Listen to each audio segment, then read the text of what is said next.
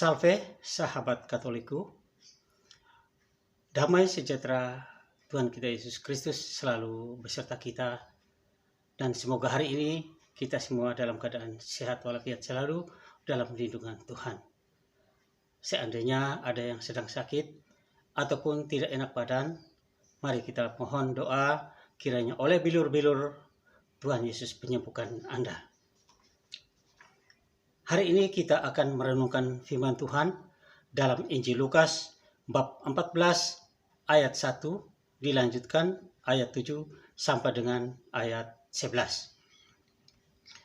Sahabatku Katolik, saudara-saudaraku yang terkasih di dalam Kristus. Tujuan utama hidup kita, umat Tuhan, umat Kristiani, adalah menjadi serupa dan segambar dengan Kristus. Artinya bahwa menjadi serupa dan segambar dengan Kristus, kita harus menunggal di dalam Kristus dengan meneladani hidup Tuhan Yesus Kristus dan mengikuti jejak-jejaknya. Sehingga gambar dan rupa Allah yang rusak akibat jatuhnya manusia pertama, Adam, boleh dipulihkan kembali. Bahkan bukan hanya dipulihkan kembali, kita diangkat menjadi anak-anak kesayangannya. Kita menjadi murid Kristus, murid kesayangannya. Tetapi bagaimana cara kita meneladani, mengikuti jejak-jejak Kristus? Kita akan merenungkan firman Tuhan dalam Injil Lukas, di mana Yesus diundang oleh seorang pemimpin kaum Farisi untuk datang makan di rumahnya. Orang-orang Farisi dan para ahli Taurat juga hadir di sana. Bahkan mereka duduk dan mengamati dengan saksama gerak-gerik Yesus. Demikian pun Yesus juga memperhatikan sikap dan tingkah laku orang-orang Farisi dan ahli Taurat tersebut. Mereka berusaha menduduki tempat terhormat, tempat yang terdepan dalam undangan itu. Kalau mungkin bahasa kita saya pinjam zaman sekarang, mereka ingin duduk di tempat-tempat yang VVIP, very important person. Karena mereka menganggap diri mereka tinggi. Mengetahui sikap tingkah laku orang-orang Farisi dan ahli Taurat ini, Yesus lalu memberikan sebuah perumpamaan yang akan kita renungkan bersama dalam Injil Lukas tadi.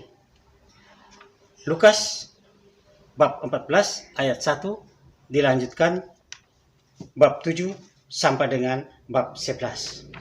Mari kita dahului dengan tanda kemenangan kita, tanda keselamatan kita, dalam nama Allah Bapa dan Putra dan Roh Kudus. Amin.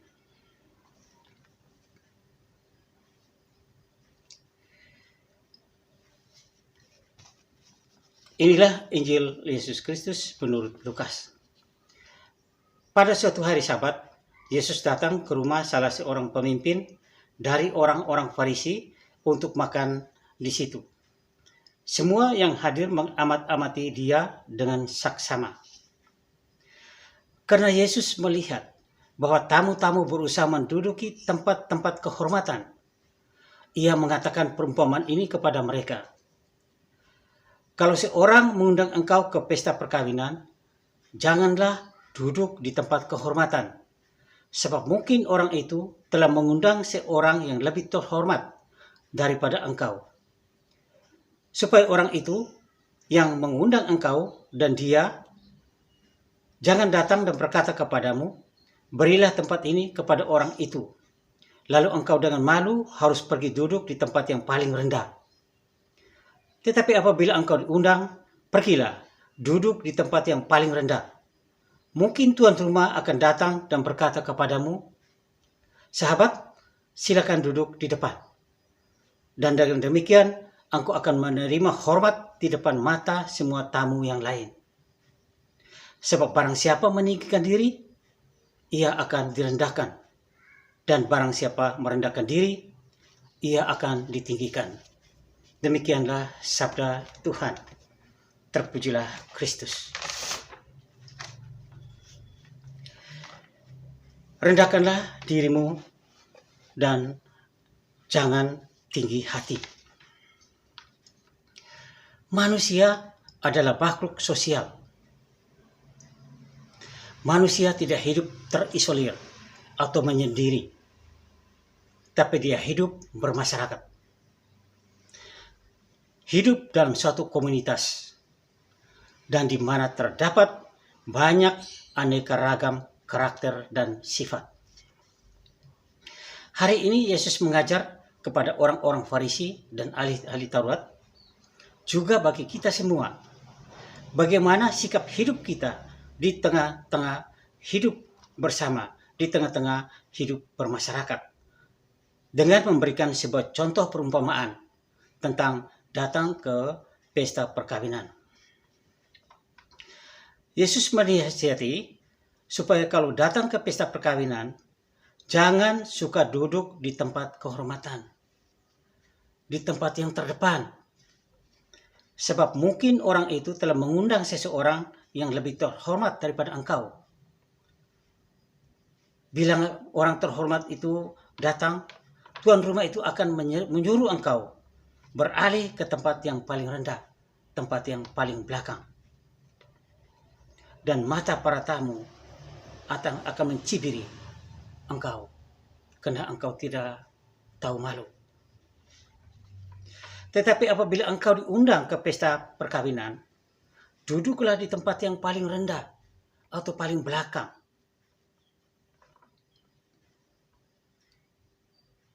Maka tuan rumah akan datang dan menyuruh engkau duduk di depan, duduk di tempat kehormatan. Dan para tamu akan menghormati engkau.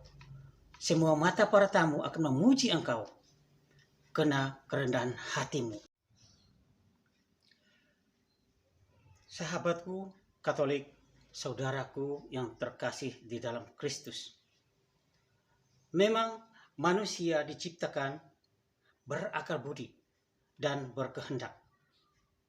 Karena itu dalam diri manusia ada kecenderungan menuntut untuk dihargai dan diperlakukan secara istimewa. Karena jabatannya sudah tinggi, karena besar kuasanya, dia mempunyai power, karena pendidikannya yang tinggi, karena keberhasilannya, dia kaya raya, dia ingin dispesialkan, dia ingin dihormati. Orang seperti ini selalu ingin dihormati, ingin dipuji, tetapi dalam dirinya mereka memandang rendah orang lain. Mereka meremehkan orang lain karena menganggap diri mereka lah yang terhebat. Menganggap diri mereka lah yang terpintar. Mereka menganggap diri mereka lah orang yang terkaya. Menganggap diri mereka ter yang lain. Kesombongan dan keangkuhan seperti ini akan membawa mereka kepada kesesatan hidup. Karena mereka akan menolak kebenaran di luar mereka. Sebagaimana orang-orang Farisi dan para ahli Taurat. Mereka menganggap diri mereka ahli dalam hal kitab suci. Mereka menganggap diri mereka suci karena pandai berdoa dan rajin berdoa. Kita bisa bandingkan dengan cerita di dalam Lukas bab 18 ayat 9 dan seterusnya. Orang Farisi yang berdoa di bait Allah dan seorang pemungut cukai yang berdoa di bait Allah dengan segala kerendahan hatinya. Bisa dibandingkan. Mereka lalu meremehkan Yesus, anak tukang kayu yang duduk di depan mereka. Bahkan bukan hanya mereka merendahkan Yesus, bukan hanya memfitnah Yesus, tetapi justru mereka menyalibkan Yesus, Sang Mesias, yang mereka tunggu berabad-abad lamanya. Mereka orang yang tinggi hati, tegar tengkuk, congkak dan sombong. Itulah model orang-orang Farisi. Dalam contoh perumpamaan itu, Yesus mau menandaskan bahwa kebesaran hati, kemuliaan serta martabat tinggi seseorang terletak pada mau merendahkan diri, terletak pada orang yang mempunyai sifat rendah hati. Dan bukan hanya itu, tapi orang itu mau menghargai orang lain, mau meninggikan orang lain. Seperti ada kata orang, jangan menjadi tinggi dengan merendahkan orang lain. Jangan menjadi besar dengan mengecilkan orang lain. Dalam Lukas bab 14 ayat 11, Yesus bersabda, barang siapa meninggikan diri, ia akan direndahkan. Dan barang siapa merendahkan diri, ia akan ditinggikan. Sahabatku, Katolik, saudaraku yang terkasih di dalam Kristus.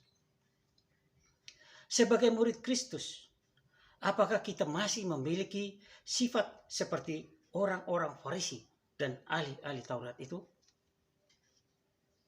Kalau kita mau mengikuti teladan dan mengikuti jejak-jejak Kristus, maka kita harus selalu menempatkan Tuhan Yesus di depan. Tuhan Yesus harus kita tempatkan paling depan di dalam hidup kita dan bukan di belakang kita. Sebab tanpa penunjuk jalan, penunjuk arah hidup, kita sebenarnya tidak bisa berbuat apa-apa. Tanpa Yesus kita tidak bisa berbuat apa-apa. Kita ini makhluk lemah, makhluk yang tidak sempurna, dan mungkin iman kita dalam ancaman. Hanya di dalam Yesus Kristus kita menemukan kembali jati diri kita, segambar dan serupa dengan firman yang menciptakan kita.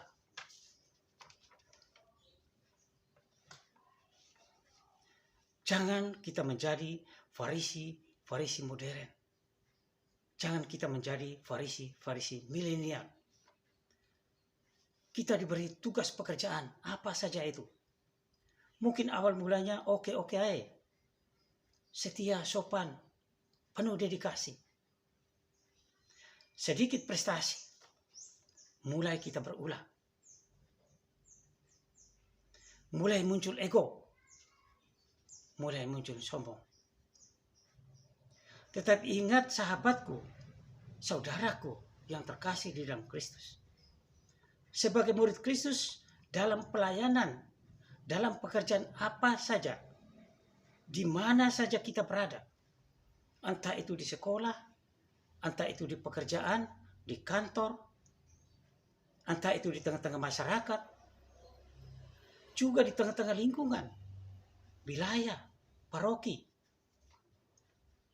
Tuhan tidak menghendaki kita jadi orang tinggi hati dan sombong. Yakobus bab 4 ayat 6 mengatakan, Tuhan menantang orang congkak dan mengasihi orang rendah hati. Sahabatku, saudaraku yang terkasih di dalam Kristus. Congkak, sombong, tinggi hati, egois adalah virus yang mematikan iman kita. Adalah kanker yang menghambat pertumbuh kembang iman kita. Amsal bab 18 ayat 12 mengatakan, tinggi hati mendahului kehancuran, tetapi rendah hati mendahului kehormatan. Kita murid Kristus. Hidup ini bukan untuk kemuliaan kita, tapi hidup ini hanya untuk kemuliaan Allah. Ad majorem Dei Gloriam. Amin. Semoga Tuhan memberkati kita semua.